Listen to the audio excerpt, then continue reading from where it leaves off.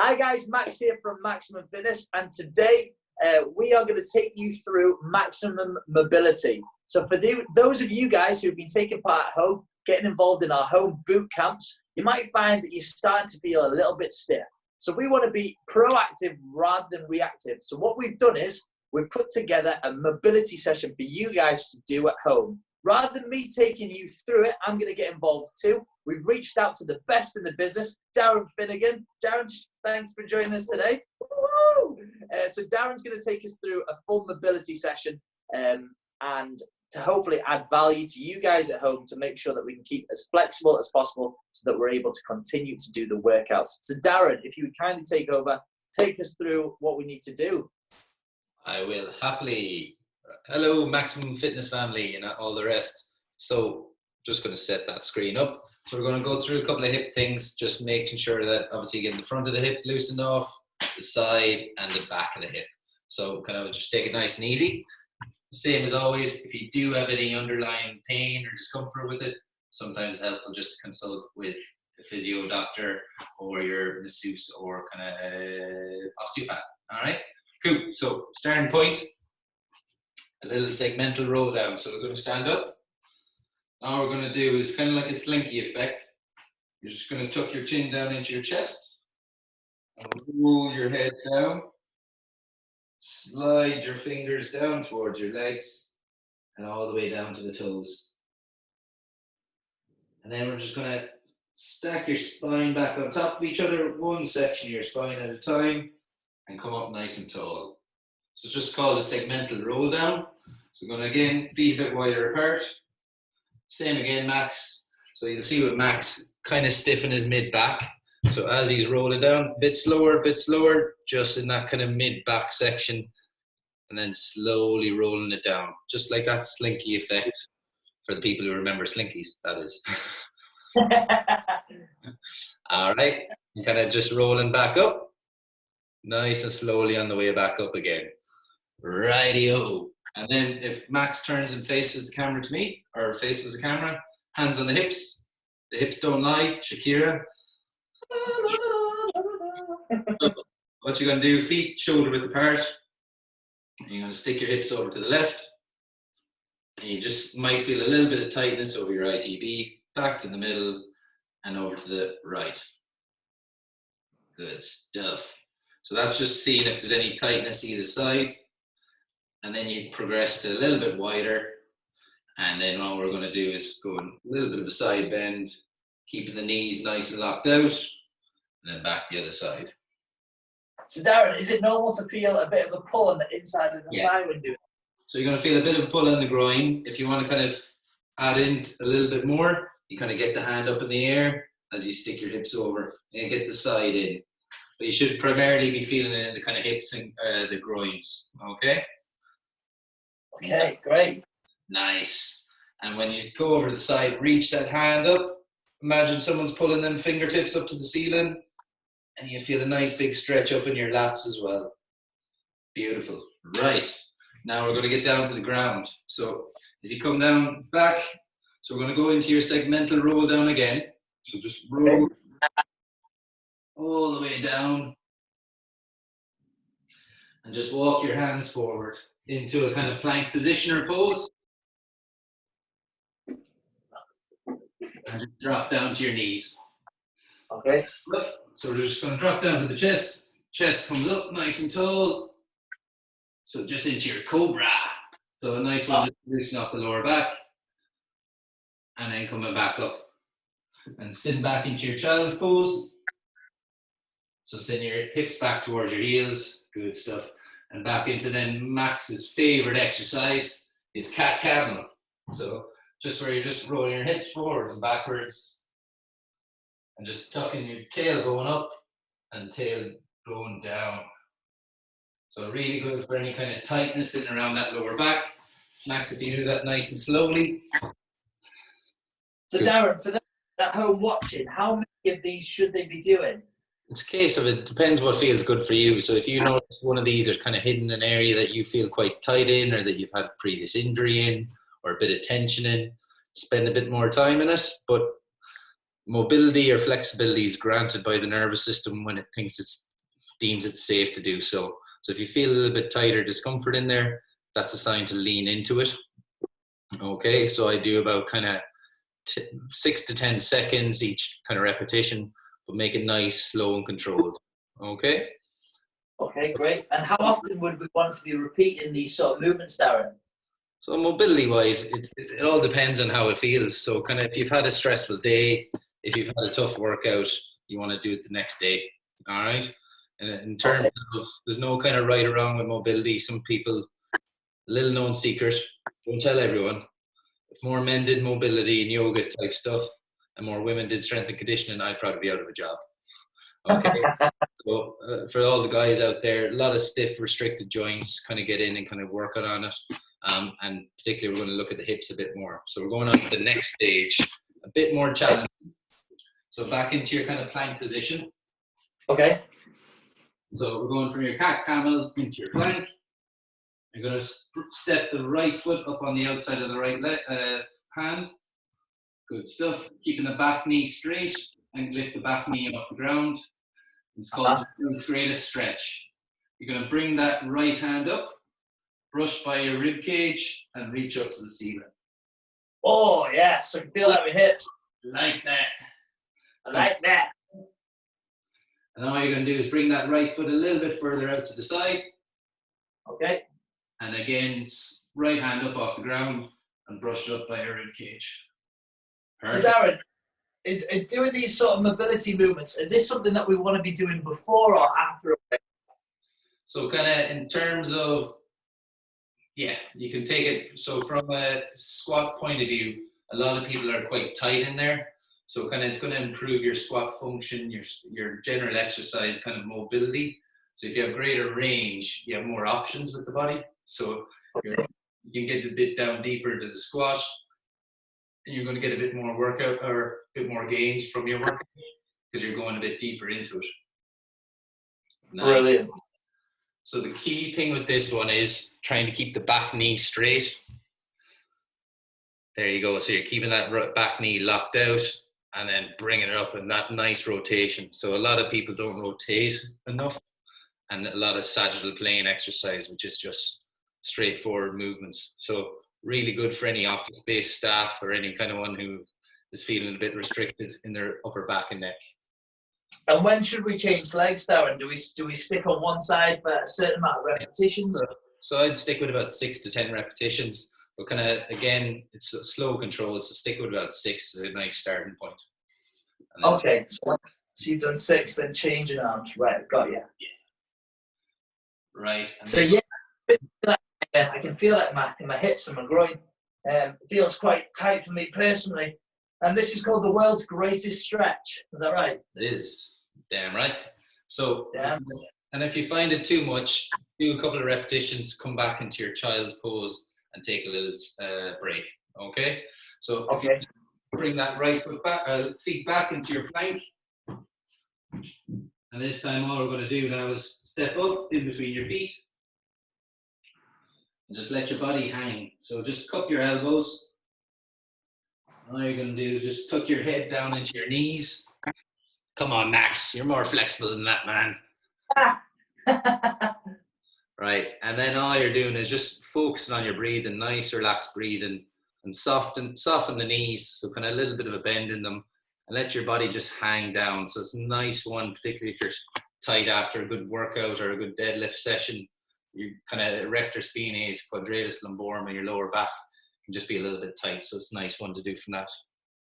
Yeah, it feels quite tight in my lower back for sure. Nice. Right. So come back up into standing. Right. This time we're going to do your segmental roll down again. One second. Okay. Down like a slinky effect. Back down into your plank pose. Bring that right knee up into your chest and drop it on the ground. And all you're doing is just sitting down. You can use your hands as a bit of support. If you have a yoga block, you can pop the yoga block just underneath your right hip. Okay. And then all you want to do is focus on that right butt cheek slowly coming down to the ground. and you use your hands to kind of lower it down. So Darren, if you don't have a yoga block, would a pillow for the people at home, would a pillow work? Pillow, cushion, anything that you can have to just to give a little bit of support, particularly if you're quite stiff and tight into that kind of right hip. Okay. But yeah, pillows ideal. So you just have to improvise, really. Yeah. Right. And what's this called? So with the pigeon pose, you're getting the kind of glutes going, glute mobility, a bit of piriformis, and then you can alter the angle of your knees, so you can move it a bit out to the side if you want. Good stuff. And just in that position, you can see Max is kind of up quite tall in that position. So what I want you to do is just kind of slump and just let your elbows fall down to the mat. Okay. All the way. Good. Keep going. Keep going. That's beautiful. Perfect. And now with that kind of position, what you want to do is get Max to kind of slowly try and stick that right butt cheek down to the ground. So he's going to shift his hips a little bit over to the right.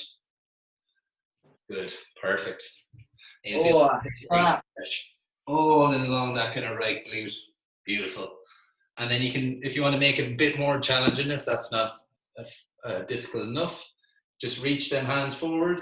So just kind of spider crawl them hands forward. And oh yeah. Oh yeah, baby. So just lean into them spicy areas. That's what you're looking for. All them little spicy areas where it's like, ooh. And if you're making them kind of noises that Max is, you're probably in the right area. Oh, it's spicy. It's hot down here, Darren. It's hot. Bit of hot sauce. Right, so coming back out of that. Good stuff. Perfect. And then just coming back into your child's pose, because it's quite a difficult one. Good stuff. And in that child's pose position, what you're going to do is take your right hand and just reach under your left hand as you reach over to the side. There you go. So in that position, Max, tuck your chin down into your chest. It's big enough. You should be able to find it.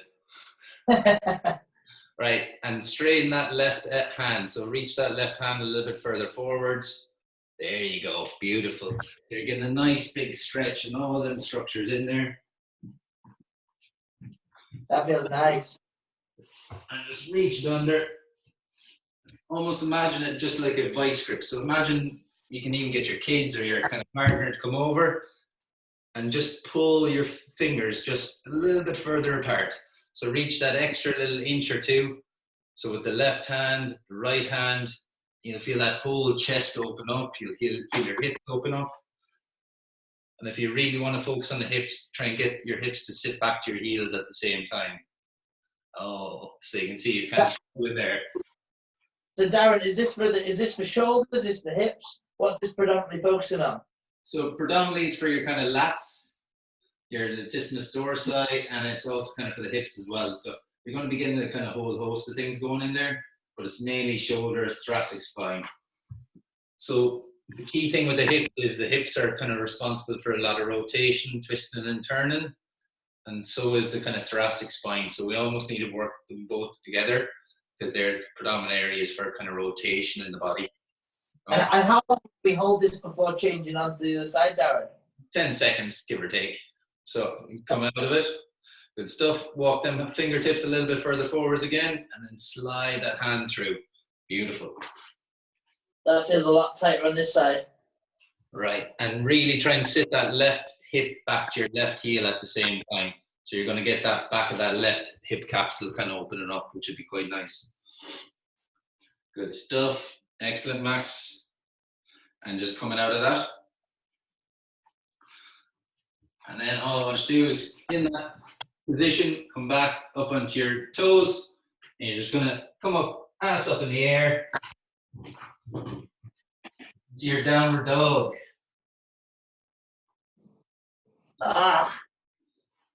Right, so Max is a perfect example here. So what you want to do is think about your chest dropping down towards your toes. So breathe in. Okay.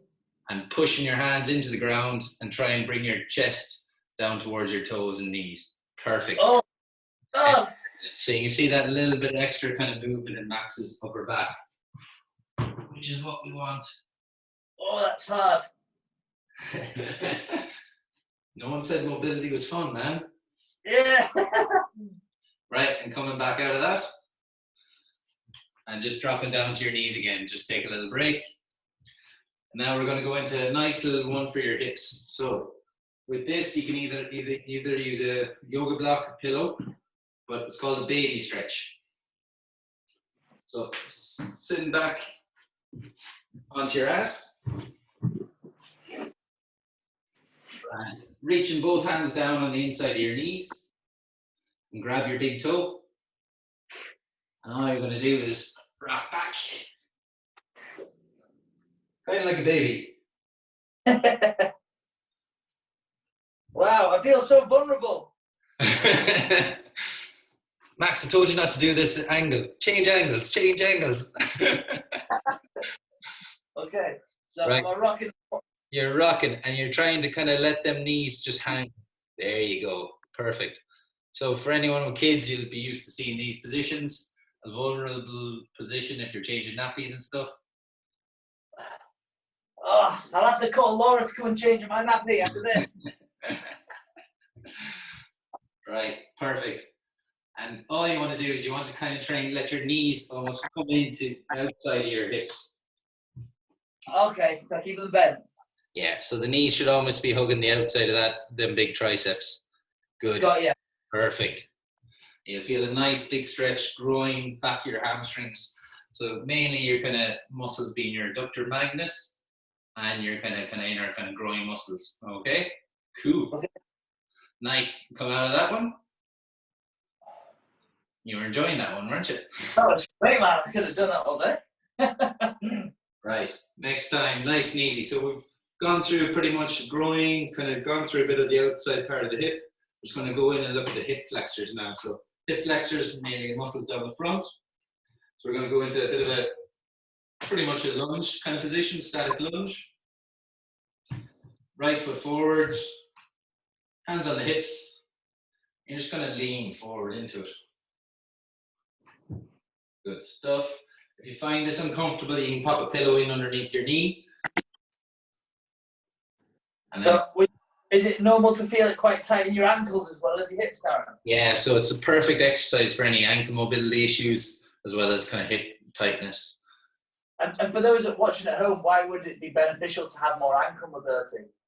Ankle mobility is the biggest indicator of kind of like developing a lower limb injury. Okay, so this ankle movement is called your dorsiflexion, which is crucial for when it comes to like doing any squatting type movements. Okay, and historically it's always been thought, oh, your knee can't go over beyond your toe, but it's not the way we live. Your knees do go beyond your toe in a day-to-day life, so it's okay, just gradually working through it. Okay, and you'll feel it. So for all those that are squatting, it's okay for the knees to go over the toes. Yeah, exactly. So absolutely fine. Again, you know, people get obsessed with, oh, it has to be over your second toe. It's not the case. Everyone squats a bit differently. You'll have the Chinese kind of come in and squat down like this, and you have certain other people kind of squat with their knees out. Everyone's hips are built differently, so it all just depends on individuals. Okay? Okay. Right, so in that position again, keep in that position.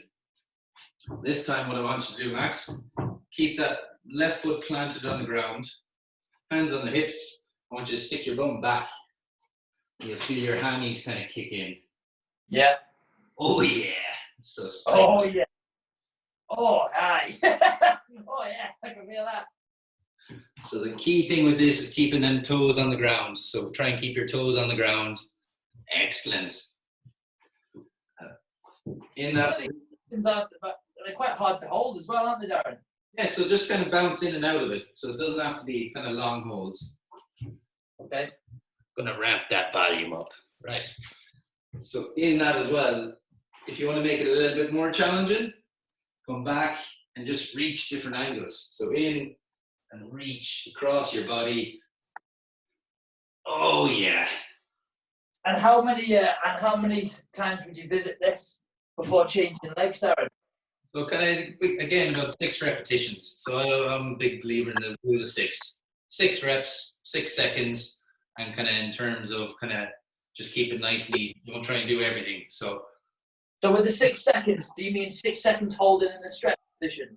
no, just 6 seconds. Yeah, if you want to hold it, that's absolutely fine. But kind of you're better coming in and out of it.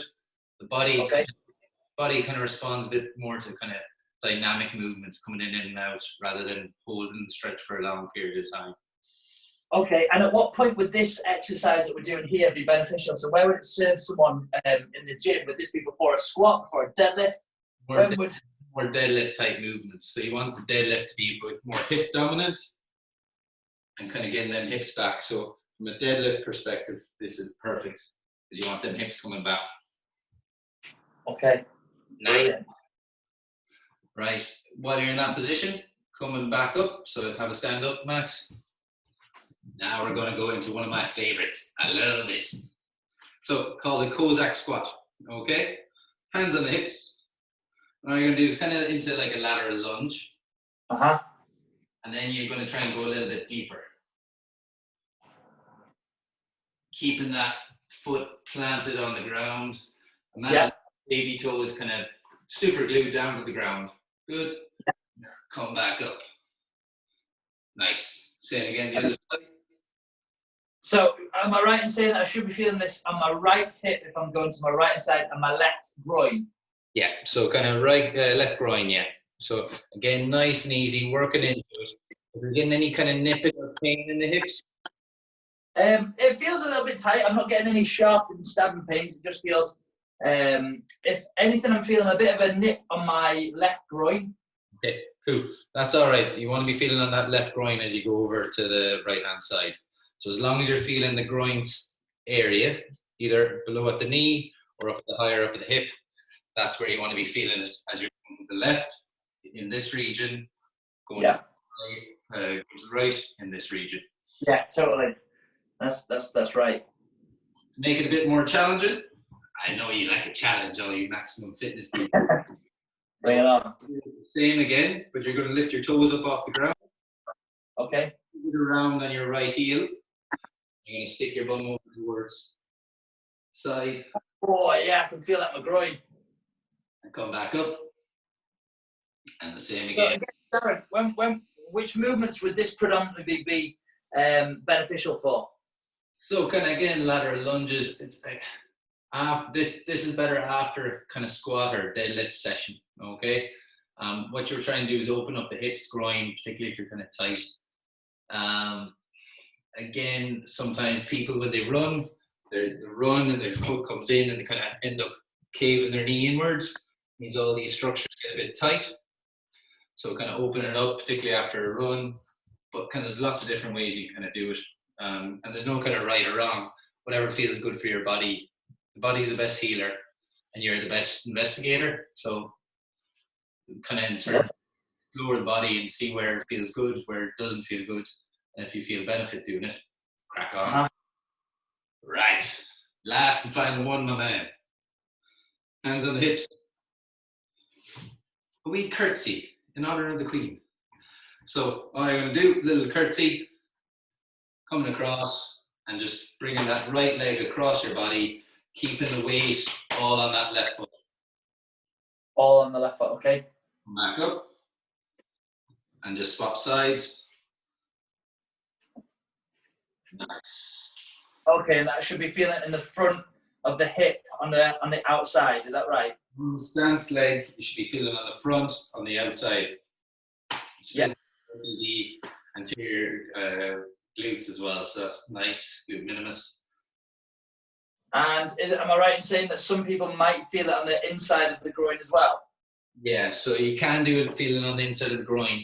If you're feeling on the inside of the groin, it's probably you probably need a little bit more of a kind of attention to looking at kind of how your hips are shaped and kind of in terms of do you have a dominance, particularly in females, they tend to do a lot of hip hanging. Okay. So it's a case of it just means that this can get a little bit tight, particularly if you ended up going over that way. I'm all over the show. I'm falling all over. Right. To make it a little bit more challenging and a really good way to make this a good exercise, get something like a foam roller, toilet roll, whatever you have handy. Toilet roll is probably harder to come by nowadays. I've got a tin of rice pudding. Does that help? Oh yeah, that's all over that. That's perfect. Right. So all you're gonna do is stand on your right foot. Where's the tin of rice pudding? Where do you have it? Ah. Yeah. Right. So you're gonna stand on one leg. Yep. Bring one leg behind you. Yep. And it's going to have the can of rice pudding, and you're just going to try and slide it away from you. Keeping all that weight on the stance leg. Good. And if you can go a little bit lower, lower, lower, lower. Ooh, yeah. And Oh, that. The other leg, is that right? Yeah. So nice little spicy exercise, really trying to challenge you. And then swap sides, see what it feels like on the other side too.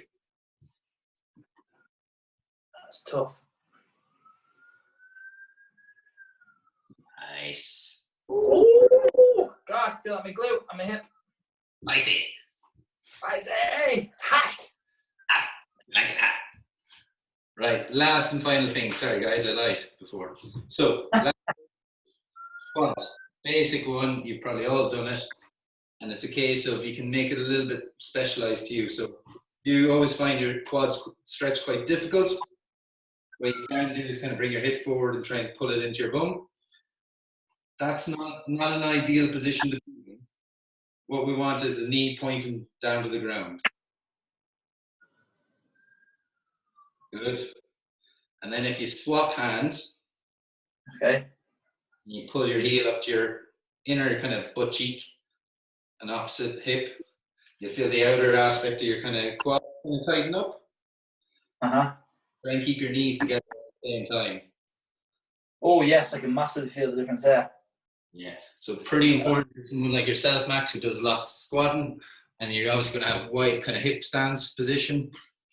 Vastus lateralis and your quads on the outside are going to be a little bit tight. So knees together, grab your foot and pull it across. You can go the opposite way as well. So holding the foot in your left hand, keep your knees together, and a little bit of medialis. Yeah, exactly. So that's the kind of bread and butter, nice and easy stretch. So just to recap, did a little bit of hips, a little lower back. Did obviously the kind of all the kind of pigeon pose where you're getting in that deep kind of glute muscles, and also did a bit of groin and ITV. And that's pretty much. Darren, that was brilliant. I really appreciate that, and thank you for taking the time to do that for all the Maximum Fit members. I'm sure that everyone will massively benefit from that. And again, you know, guys, if anyone's got any specific questions, please comment below. You know, this is something that we'd like to try and really do again to add value to your health, to keep you mobile, to making sure that you're able to exercise and really reduce the chances of getting any injuries. Make sure that you go and follow Darren. Darren, what's your Instagram? 3D Physio, and my name is Darren Finnegan. So if you go in and search that, I'm kind of available on all social media, so something should pop up. All right. Amazing. Well, Darren, thank you so much for taking the time to help us through that. Again, guys, comment below if this has been beneficial. Share it as well. And if there's any questions, comment below and we'll get back to you and try and help you out as much as possible. It does come with a warning. Your dance moves may improve after this, so be warned. I do not. Oh my God, you're right, Darren. Look at me go. Look at me go. I'm moving. I can even do the splits. I'll pull me going, guys. I'll pull me. But it's okay. Right. Hey, Darren, so much for taking time to do that with us, and we really appreciate it. And we will we'll see you again soon.